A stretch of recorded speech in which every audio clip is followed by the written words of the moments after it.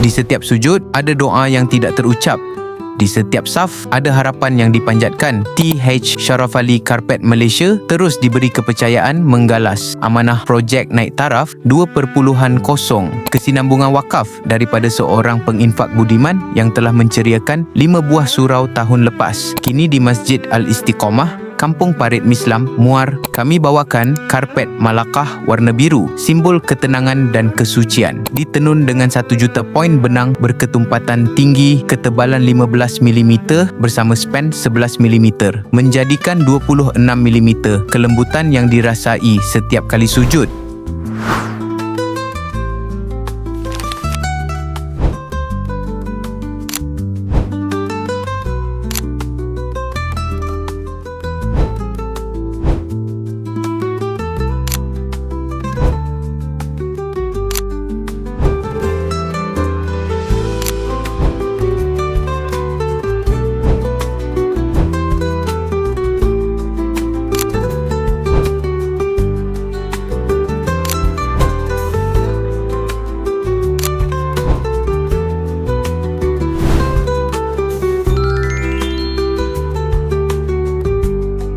Ini bukan sekadar karpet. Ini pelaburan keselesaan untuk ribuan sujud setiap hari bertahun-tahun, material heavy duty dan rekaan saf tepat memastikan jemaah lebih tersusun dan khusyuk. Pemasangan pula kemas dan sejajar ke arah kiblat.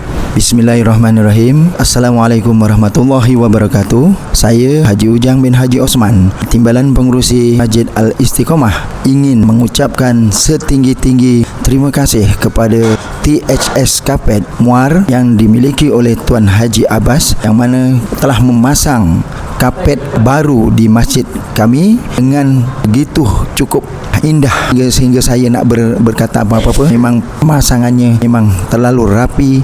Itu saja yang dapat saya sampaikan. Sekian, terima kasih. Wassalamualaikum warahmatullahi wabarakatuh. Assalamualaikum warahmatullahi wabarakatuh. Hari ini kita Tiga Sharaf Ali Karpet di Masjid Istiqamah Parit Islam.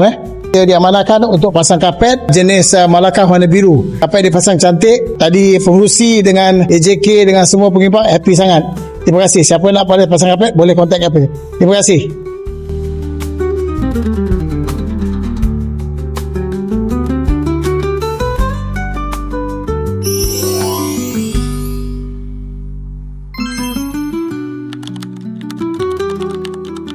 Tuan-tuan dan puan-puan, ingin menaik taraf karpet atau sertai wakaf berterusan, hubungi TH Sharaf Ali Karpet Malaysia di 0166607786 kerana setiap sujud layak yang terbaik.